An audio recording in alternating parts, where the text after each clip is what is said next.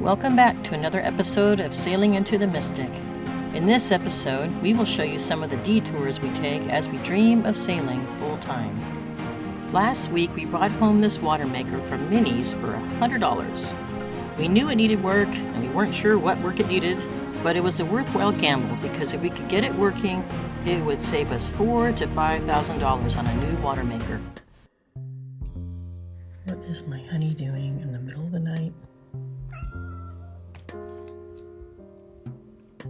Working on a water maker, of course. So here's where we are. I took the motor out, the big high pressure motor out. Just kind of cleaned it up a little bit and looking for anything, obvious thing I can do while it's out. Just cleaned it up and then had to rewire it from the 3-phase 240 back to single phase 115, and that was all done inside here. So these wires over here, these blue, yellow, orange, green, and white are coming from, these guys right up there are coming from the motor. So then I also wired in the regular 110, which are right in here. So now, just so you can see the stuff better.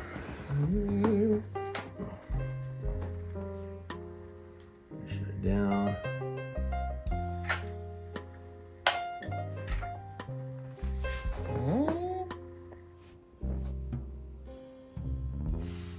Okay, so then I can just hit start and it should go through its little diagnostic thing and then kick on, and I expect the high pressure pump to come on. So if this was totally in the boat and all set up there, the feed pump would kick on first, and then the big pump. But we'll see what happens here now.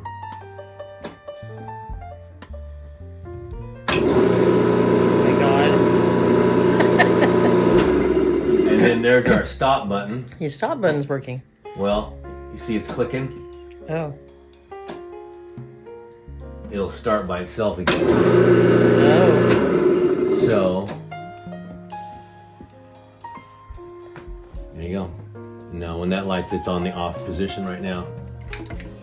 System off. So it started by itself again, and then what did you do? I just hit another button. I said pump, and then hit that one, and then it just went to off. A random other button? Yeah.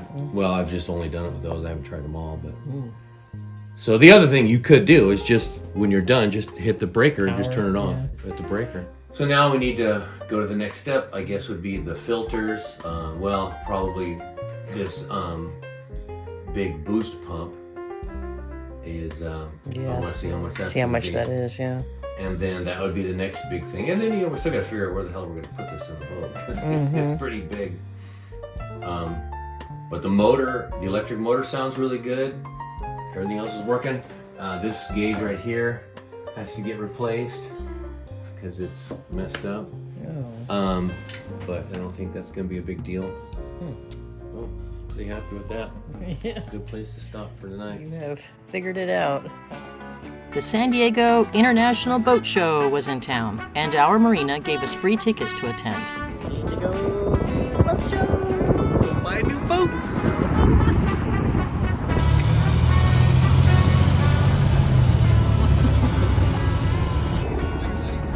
It's small in comparison to the Annapolis Sailboat Show on the East Coast, but it still provides an opportunity to network and gain ideas for enhancements on our boat. One that's built into the boat right now, I don't even know where it's at. It's hidden somewhere. I have to find it and then pull that out and then find a place to mount this. See, that's the problem. Is just all these components, I gotta find a spot. See, this system could have been so much smaller, but because it's a East Coast show, we do. Yeah, that's kind of what I'd like to do on ours, because they got it so it's not beating up against the. Yeah. Did it. Benito.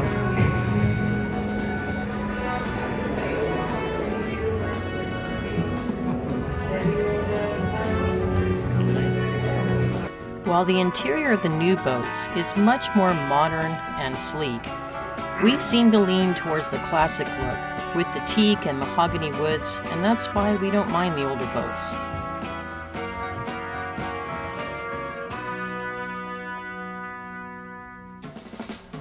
While I admired the storage and living spaces, Tim looked for updated ideas on fuel filtration systems, efficient oil change processes, and any other ideas he could adapt for our boat.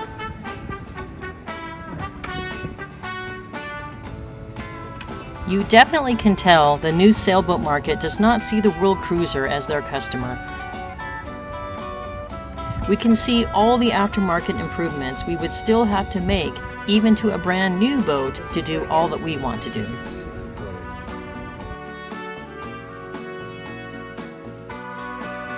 But I have to say, I sure wouldn't mind cruising the world in this catamaran.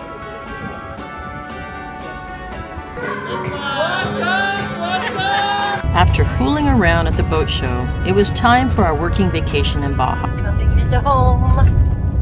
You may remember that our place in Baja got flooded from Hurricane Hilary in 2023. While most of the mud has been removed, we now have roof leaks, and we need to head back down to fix the issues. We have rain and our fan. Look at it move.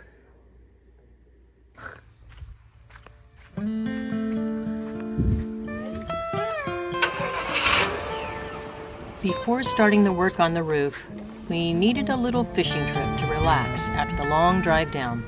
So we hitched a ride with our neighbors Jay and Julie.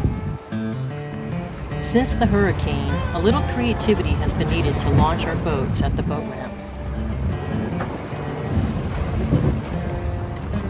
The mud that slid down from the mountains made the coastal line super shallow here, and our boat ramp has been buried.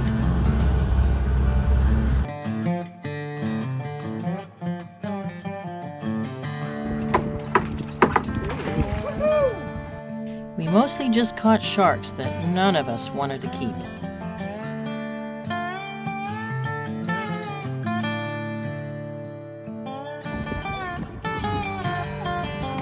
Oh, man. Our ramp is super shallow. The tide is super low. So she had to go in really far.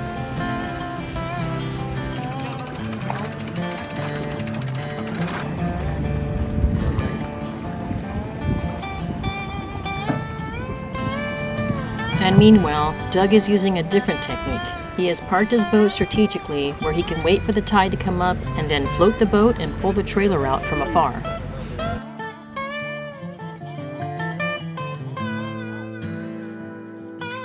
And now, we reluctantly start the roof project.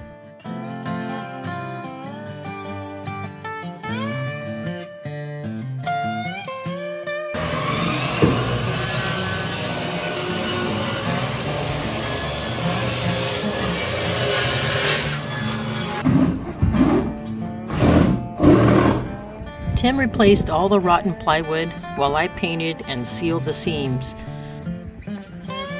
It's been over 100 degrees. The sun just set. It's a lot cooler right now, but we're still pretty hot and tired. There's a south wind. We should always get some hot wind coming from that direction, from South Baja. Now the sun went down, it feels a lot better. We also installed corrugated metal sheets to protect the wood in the future. The sunrise the next morning was a little ominous. It rarely rains in June, and of course, right as we were working on the roof, it's actually raining. This would look like rain would never come. So now it's pouring. It literally is the day that we finished all of the roofing fixes. This cracks me up. Not even done with the cleanup yet. Oh.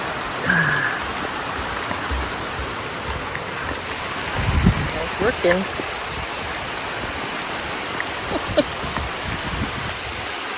This is too funny.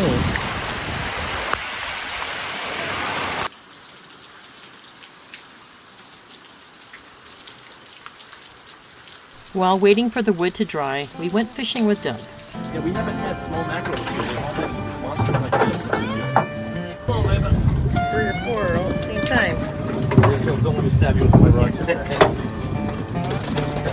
First, we caught some live bait in the bay. Got one on the floor. Somewhere here. Then, we headed out of the bay southward. We saw some dolphins on the way.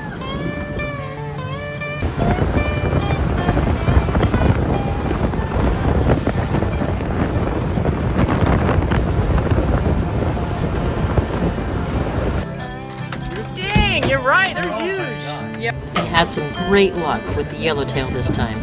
Wow. Holy shit. Come here, little fella. We'll get you out of here. And then we caught another shark. Pretty fish. Watch this. Put it upside down. It was like in a trance. You go, Nina. Jess. Oh Come my feel the skin. gosh. It's really cool. You're right. You just want it Yeah. down. So rub his back, and then go the opposite direction with your finger, and feel the texture. This way? Yeah, go that way.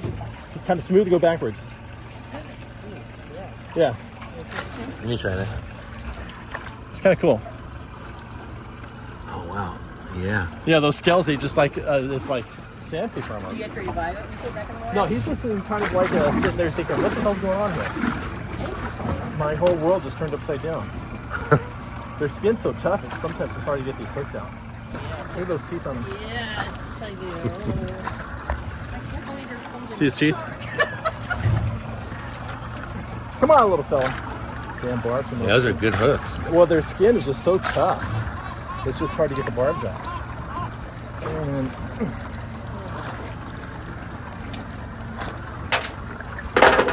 now when he turns over, he goes, just watch him go ballistic. Oh my god! How do you know you're gonna get big? Stay away from that mouth. We spent the rest of the afternoon filleting and packaging up all the yellowtail. And then the next day was a holiday. It is July 4th, so everybody's here waiting for a party to happen. We were promised a band, but I think it's going to be a DJ instead. Very cool. We're having a great time.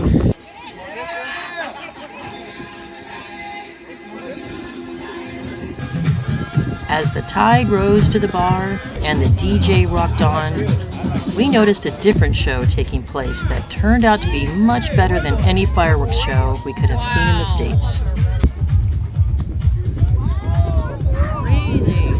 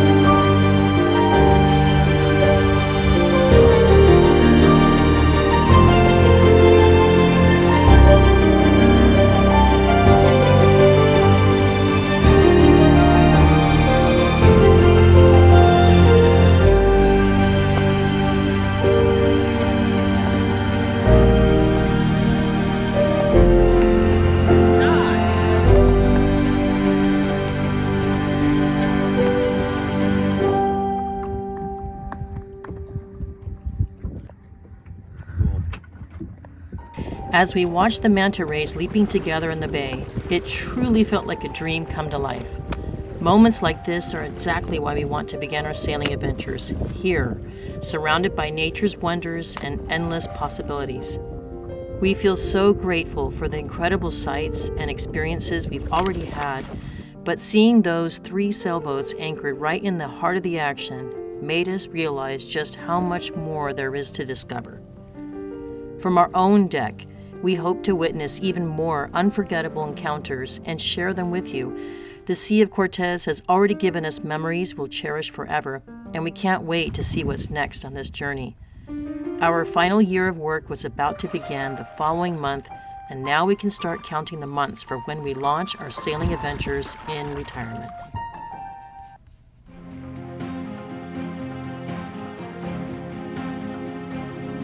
Hello, sailing enthusiast. If you haven't already, please subscribe to our channel. And if you have something to say, don't be afraid to leave a comment below. We would love to hear from you.